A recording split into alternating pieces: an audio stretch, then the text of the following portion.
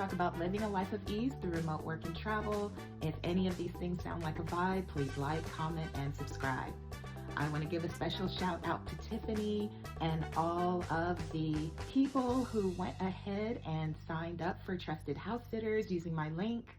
I was surprised with some extra months of free membership, and you all got your 25% discount to travel the world. It is now $12 per sit, but it's still an amazing deal to be able to forego the cost of an Airbnb and a hotel while still bopping around this beautiful world. So thank you so much for that. It was really, really exciting to see how many people are interested in house sitting. It is such a blessing, especially if you are luxury house sitting and you get to work with some animals that you love. And the great thing is you don't have to love all animals.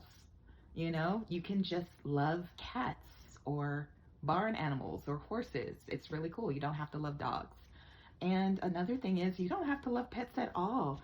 My girl D from H&D Abroad, she does house sitting where she just watches the house. So it is a great experience. Thank you again. Let's jump right in. The cost of living in Grenada, here is a realistic breakdown. Now, Grenada is surprisingly very affordable, especially when you compare it with the US and other Caribbean countries. And all of this is going to be in USD. Now, if you're renting a room, you're going to pay about $500 to $800 USD per month. That means you're staying most likely with a family. A one-bedroom apartment is around $700 to $1,200 a month USD. And short-term stays for Airbnbs, it's going to be about $60 to $120 per night, depending on the location and the season. So for my hotel stay Airbnb, the price is about the same for both of them. So I paid about $70 per night when I went.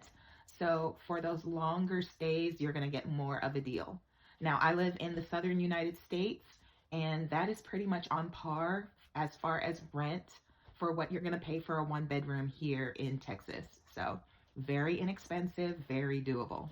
For food and groceries, you're going to be paying about $200 to $400 per month.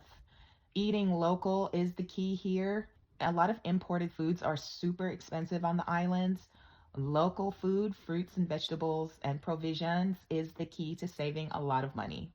Fresh fruits and vegetables and fish is so delicious in the island anyway, unless it's a very special item. I don't know why you would prefer the imported items. Imported snacks and specialty items cost more, like a bag of chips and special candies. They are very expensive. As far as transportation, buses are about $2 to $3 USD per ride. Taxis are reasonable for short distances. I paid about $20 when I would take the taxi to the government offices or the airport. So I pay about 20 USD. And if I wanted to tip, I'd tip extra. But most of the time, honestly, walking, I could walk most anywhere I wanted to go. I could walk to my lawyer's office, the mall, the bank, the ATM, the doctor's office, the beach. I was able to walk almost everywhere while I was there. And the bus was right across the street from my hotel. So if I wanted to take the bus, I could for about $2. Very, very reasonable as far as transportation. And I have no desire to rent a car or to buy a car. So even better, even better. Entertainment and lifestyle. If you want to go to a local food restaurant, you're going to pay about $5 to $12 USD. So every morning I would have Trini doubles for breakfast. Those doubles were 5 EC dollars per double, so less than $2 for a double, and very filling, filled me up for most of the day. So food is very inexpensive as far as entertainment is concerned. You don't feel like cooking. And resort dining is a little bit pricier. I took my friend Ralda to a very nice resort, Silver Sands Resort, and that ended up costing about $60 USD per person. But this place was so gorgeous. It was fancy smancy. These are the resorts that were like $1,500 per night. So we just went there, had food, had a nice photo op, and kept it pushing. It's a little bit more pricey, but it was a beautiful, beautiful beachside resort. And she helped so much with my process of getting Grenadian citizenship.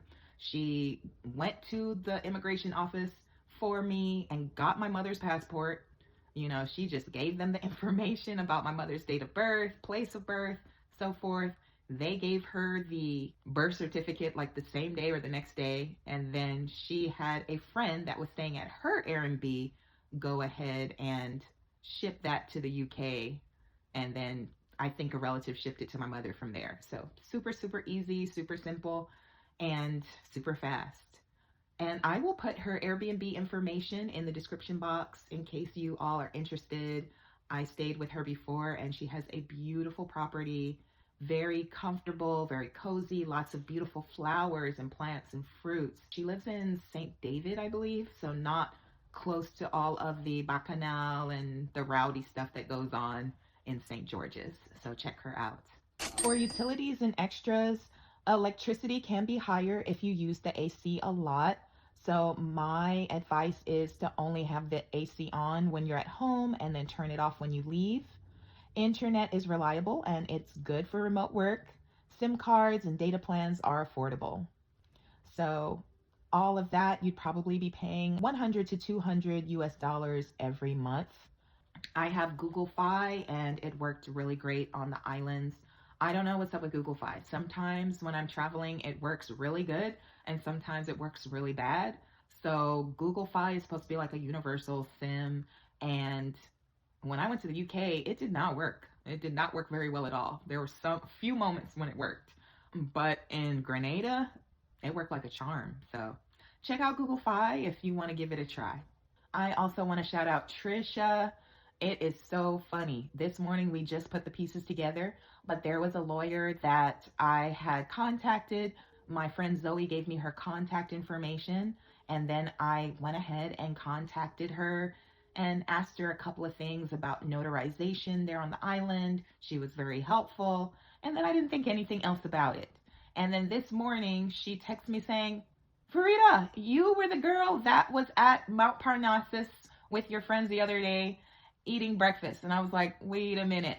She also, in addition to being an incredible lawyer, runs Mount Parnassus Plantation, where you can go to have a wonderful weekend breakfast.